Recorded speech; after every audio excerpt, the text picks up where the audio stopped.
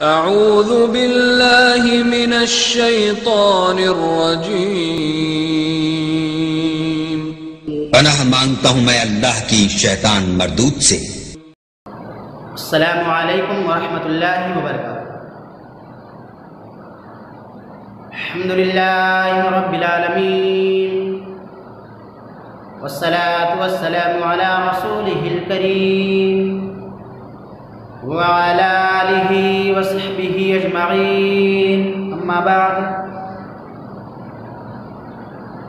تمام قسم کی تعریف و بڑائی اللہ سبحانہ تعالیٰ کے لیے ہے، جو ساری کائنات کا پالنہار ہے۔ درود و سلام ہو اللہ کے تمام انبیاء و رسل پر، خصوصاً آخری نبی جناب محمد الرسول اللہ صلی اللہ علیہ وسلم پر۔ سامعین کرام، ہم تمام مسلمانوں کو چاہیے کہ ہم اپنے مسلمان بھائی کی مدد کریں، اس کی ضرورتوں میں کام آئیں، اس کی عزت و آبرو کی حفاظت کریں، اس لیے کہ یہ اللہ کے نبی صلی اللہ علیہ وسلم کا فرمان ہے۔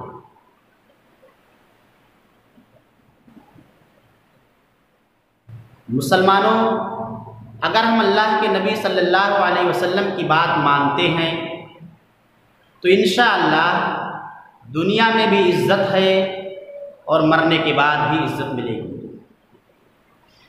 اور اگر آپ صلی اللہ علیہ وسلم کی نافرمانی کرتے ہیں تو دنیا میں بھی ذلیل و رسوا ہوں گے اور مرنے کے بعد بھی ذلیل و رسوا ہوں گے۔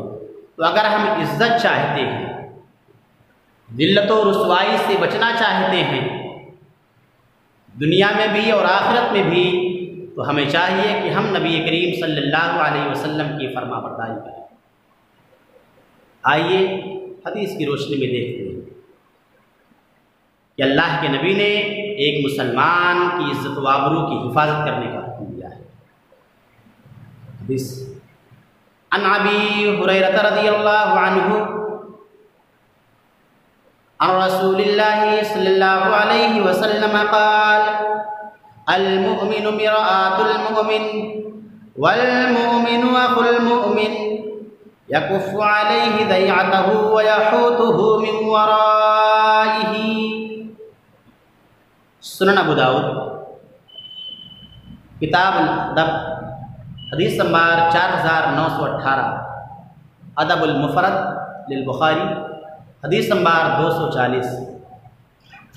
راوی حدیث حضرت ابو ہریرہ رضی اللہ تعالیٰ عنہ روایت کرتے ہیں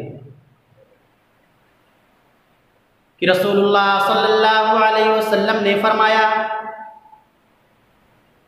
مومن مومن کا آئینہ ہے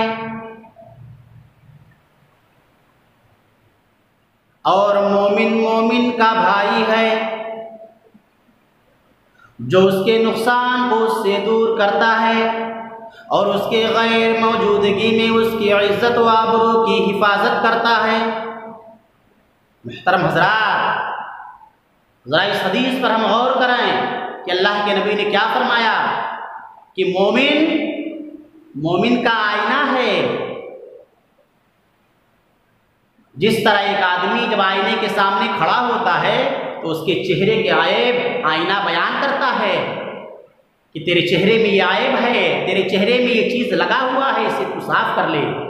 اسی طرح ایک مومن ہے، ایک مومن کے لیے، ایک مومن کو چاہیے جب کوئی مومن کے اندر کوئی برائی دیکھے، کوئی برا کام کرتا ہوا دیکھے تو اسے تنہائی میں سمجھا دے کہ بھائی صاحب، میں نے تمہارے اندر یہ خرابی دیکھی ہے، تمہیں یہ کام کرتے ہوئے دیکھا ہے، اس کام سے باز آ جاؤ ورنہ تمہاری عزت و آبرو چلی جائے گی، تم لوگوں کے نظروں میں گر جاؤ گے۔ یہ نہیں کہ لوگوں کے سامنے اس کے عیب کو بیان کرے، اسے مجلس میں اسے پکڑ کے سمجھائے کہ تم یہ برا کام کیوں کرتے تھے، سدھر جاؤ، ہرگز نہیں۔ جس طرح آئینہ کسی اور سے کچھ نہیں کہتا ہے، اسی طرح ایک مومن کو چاہیے وہ کسی اور سے کچھ نہ کہے، اسی سے کہے جس کے اندر وہ برائی دیکھی ہے۔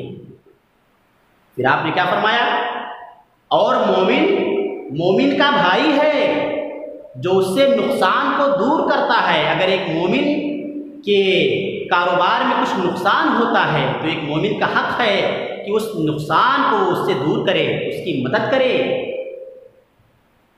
اور ایک مومن کا حق یہ بھی ہے کہ جب ایک مومن اپنے گھر پر نہ ہو تو ایک مومن اس کے گھر کی حفاظت کرے، یعنی اس کے عزت و آبرو کی حفاظت کرے، جس طرح وہ اپنے گھر کی عزت و آبرو کی حفاظت کرتا ہے، اپنے بچیوں کی عزت و آبرو کی حفاظت کرتا ہے، اسی طرح وہ اپنے مسلمان بھائی کی بچیوں کو بھی عزت و آبرو کی حفاظت کرے۔ یہ حق ہے ایک مسلمان کا ایک مسلمان پر۔ لیکن آج سب الٹا ہو رہا ہے، عزتوں کی حفاظت کرنے کے بجائے عزتوں پر ڈاکے ڈالتے ہیں، نقصان کو دور کرنے کے بجائے اور نقصان کرواتے ہیں، سمجھانے کے بجائے اور بے عزت کرتے ہیں۔ یہ کون سا طریقہ ہے؟ مسلمانوں، یہ ہم کون سے راستے پر چل رہے ہیں؟ اللہ کے نبی کے بتائے ہوئے راستے پر یا شیطان کے بتائے ہوئے راستے پر؟ اگر واقعی میں ہم ایک مومن ہیں تو ہمیں چاہیے کہ ہم نبی کریم صلی اللہ علیہ وسلم کے بتائے ہوئے راستے پر چلیں۔ آپ نے جو کہا ہے وہ کریں، آپ نے جس سے روکا ہے اسے ہرگز نہ کریں۔ اللہ سے دعا ہے اے الہ العالمین ہم تمام مسلمانوں کو ایک مسلمان کے ساتھ محبت کرنے، حسن سلوک کرنے، ہمدردی کرنے اور اس کی ضرورتوں میں کام آنے کی ہمیں توفیق عطا فرما۔ اے اللہ جب تک ہمیں اس دار فانی کے اندر زندہ رکھ، ایمان پہ زندہ رکھ، اور جب ہمیں اٹھانا تو اے اللہ ہمارے زبانوں پر کلمہ توحید لا الہ الا اللہ جاری رکھنا، آمین۔ وآخر دعوانا ان الحمد للہ رب العالمین۔